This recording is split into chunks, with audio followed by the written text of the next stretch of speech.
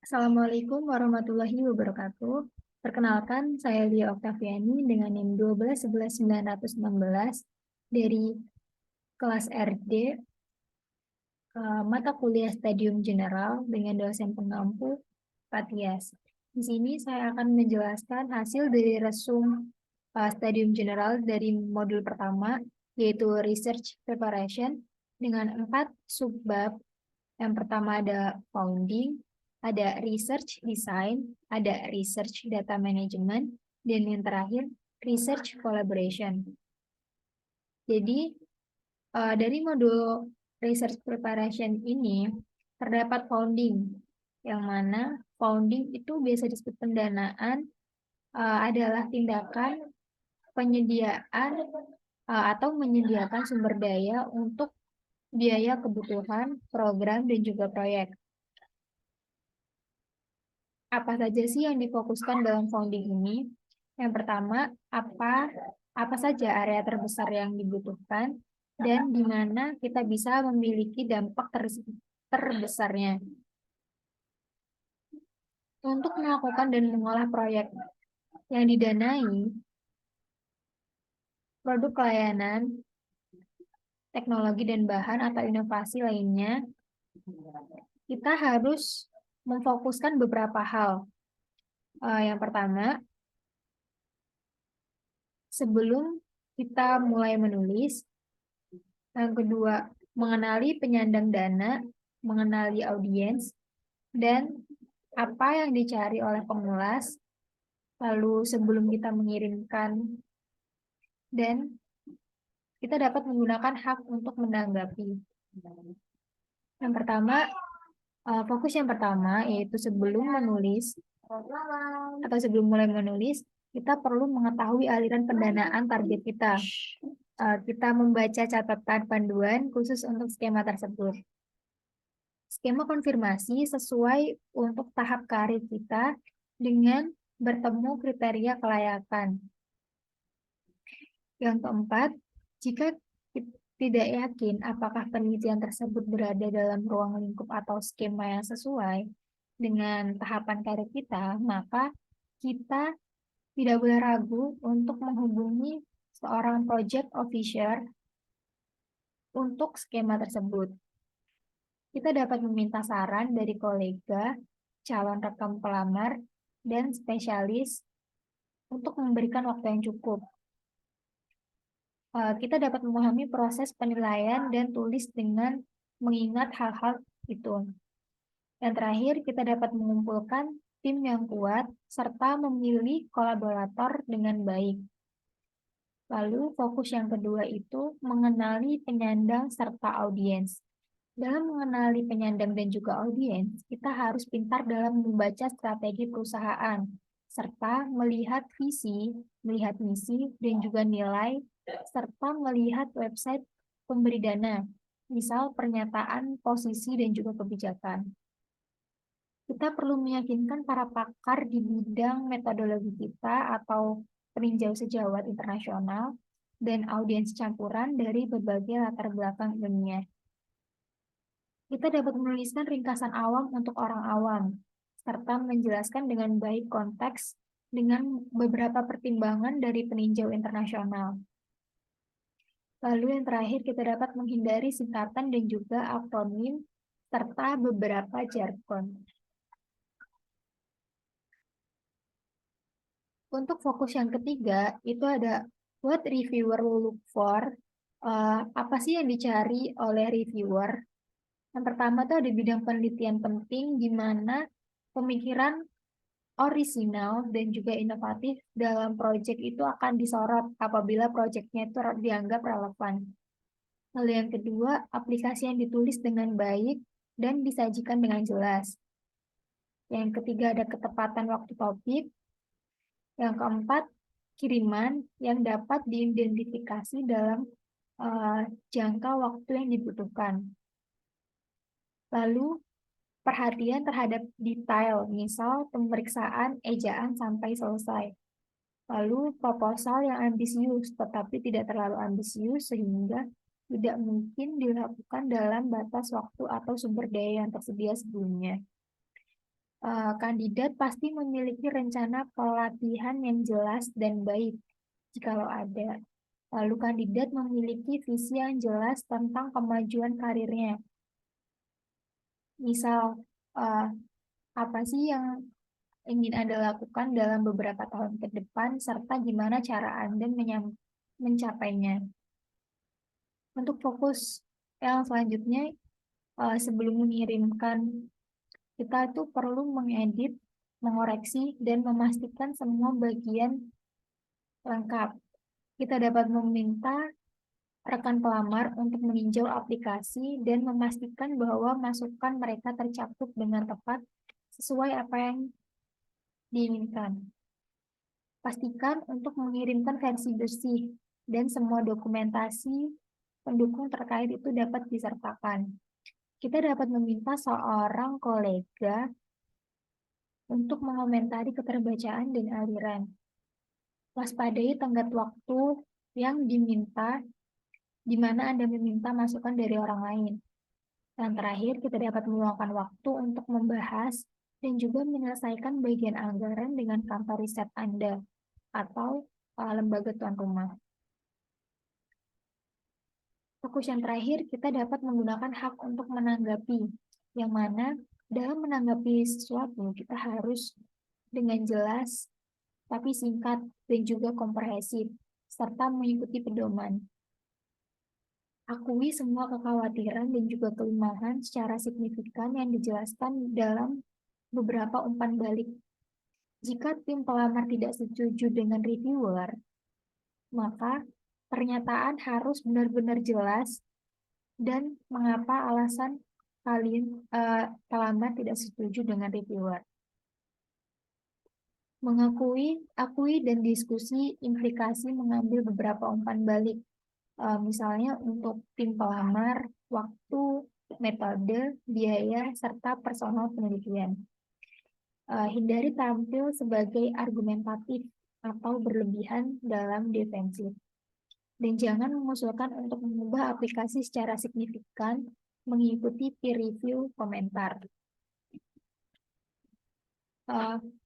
Selanjutnya, use review criteria to peer proposal development. Dan sebenarnya tujuan dari founding ini adalah untuk mengidentifikasi beberapa penelitian yang relevan dengan misi pemberi dana dan pengembalian investasi yang tinggi serta memberikan dampak yang tinggi pula. Kita dapat menggunakan kriteria review proposal berdasarkan 8 pertanyaan untuk mengembangkan suatu proposal penelitian tersebut. Untuk research design toolnya sendiri atau alat desain penelitiannya itu, yang pertama ada Mendeley, ada PubMed, Scopus, dan Hubsprawler. Yang selanjutnya, subbab selanjutnya ada subbab research data management. Yang pertama, apa sih rencana pengolahan data itu atau data management plan? Jadi rencana pengolah data atau data management plan adalah dokumen yang dirancang untuk proyek penelitian. Lalu yang kedua, when you need a data management plan, atau kapan Anda membutuhkan manajemen data tersebut. Jadi, semakin banyak pemberi dana akan meminta Anda untuk mengajukan hibah. Hal ini berarti Anda harus menjelaskan proyek penelitian Anda itu secara jelas. Lalu, yang ketiga, mengapa manajemen data penelitian itu penting? Karena data penelitian ini adalah hasil yang paling penting bagi para ilmuwan, baik Anda maupun penelitian yang lainnya untuk mendapatkan suatu hasil dan maksimal. Yang keempat ada Apermata. Lalu di modul research data management ini kita dapat mengetahui bagaimana cara kita mengolah serta mempublikasikan data penelitian.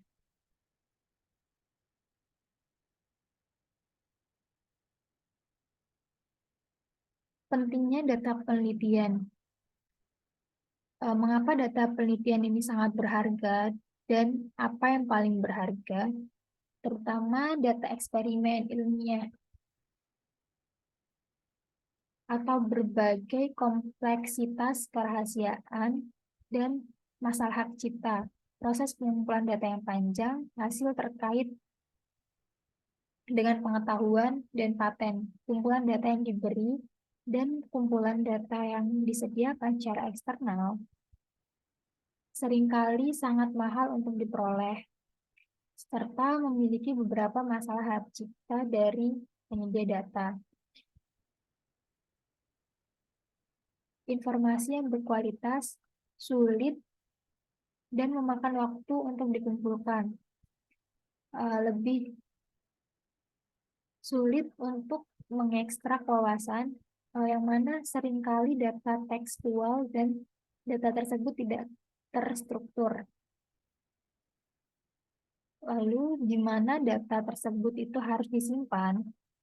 Yang pertama, kita harus memilih repositori yang tepat, yaitu keahlian materi pelajaran, kemampuan berkolaborasi, tautan yang tertahan, kapasitas dan durasi penyimpanan, berdiri di masyarakat, versi visualisir dimungkinkan, lalu tanyakan kepada pustakawan atau PI jika Anda tidak yakin, dan banyak sumber daya yang dapat diakses secara online. Lalu, bagaimana sih cara mempromosikan dan memvalidasi data tersebut? Kita perlu mempertimbangkan untuk menerbitkan makalah data in brief, yaitu dengan cara akses terbuka, deskripsi kumpulan data yang ditinjau secara sejawat, penelitian semua bidang disambut dan terindeks ESCI dan Scopus. Selanjutnya, cara untuk mengirimkannya yaitu pengajuan langsung atau pengajuan bersama dengan makalah penelitian asli. Dan yang terakhir yaitu data dapat dilampirkan ke artikel atau diposting dalam repository terbuka. Apa yang harus kita pertimbangkan dalam mempublikasi data penelitian? Kita harus membuat rencana pengolahan data yang menyeluruh sebelum mulai studi, lalu merenungkan baik-baik bagaimana kita akan membagikan dan juga menggunakan kembali data di masa akan mendatang. Kita perlu berhati-hati dalam memilih proyek kita, yang mana perusahaan, lembaga pemerintah, atau lembaga penelitian internasional. Dan kita perlu mempertimbangkan beberapa kebijakan serta prosedur berbagi data mereka. Setelah itu, kita perlu mengurutkan kontrak dan dapatkan otorisasi terlebih dahulu. Selanjutnya, kita perlu mengerjakan banyak publikasi secara sekaligus atau secara bersamaan, serta meminta bantuan dari lebih banyak rekan penulis, serta memastikan data kita dapat diatur dan dikumpulkan secara akurat, dan lacak semua transformasi serta penyesuaian datanya. Untuk the FAIR principles-nya itu yang pertama bisa diakses, bisa ditemukan, bisa dioperasikan, dan dapat digunakan kembali.